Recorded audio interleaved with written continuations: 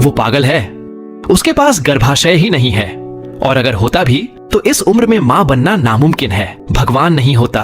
ऐसी बेवकूफी भरी बातें करना बंद करो। मैं विश्वास करती हूँ, मैं भगवान पर विश्वास करती हूँ। डॉक्टर ने ये शब्द बिना किसी सम्मान के ऊंची आवाज में कहे, जैसे वो किसी बेकार इंसान से बात कर रहा हो, जैसे उसके दर्द की कोई कीमत ही ना हो। वो महिला 60 साल से भी ज्यादा उम्र की थी।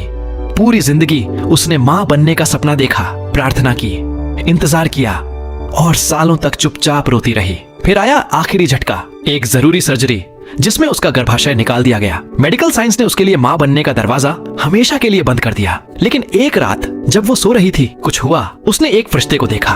उसने न चिल्लाया न बहस की, बस अधिकार के साथ कहा, तुम्हारा एक बेटा होगा, विश्वास करो, भगवान ने मुझे भेजा है। जब वो जागी, उसका दिल जोरों से धड़क रहा था। न कोई शक न कोई डर। वो सीधे अस्पताल गई और बिना झिझक कहा, मैं मां बनने वाली हूं। डॉक्टर हंस पड़ा, एक क्रूर सूखी हंसी। तुम सुन रही हो क्या कह रही हो?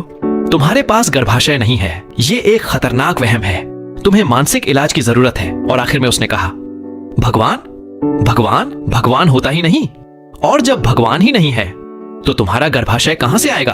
उसने गहरी सांस ली और मजबूती से कहा, मेरे पास गर्भाशय नहीं है, लेकिन मेरे पास एक भगवान है जो नामुमकिन को मुमकिन कर देता है। घर आकर उसने अपने पति को सब बताया। उसने ना उसे गले लगाया न समझने की कोशिश की, बस ऐसे देखा जैसे वो कोई अजनबी हो। तुम 60 साल की हो, शर्म करो, डॉक्टर सही कह रहा है, सच्चाई को स्वीकार करो। ये शब्द डॉक्टर की बातों से भी ज्यादा चुभे। उसने बस इतना कहा, भगवान के लिए कुछ भी नामुमकिन नहीं है। उस रात वो सोई और फिर वही सपना आया।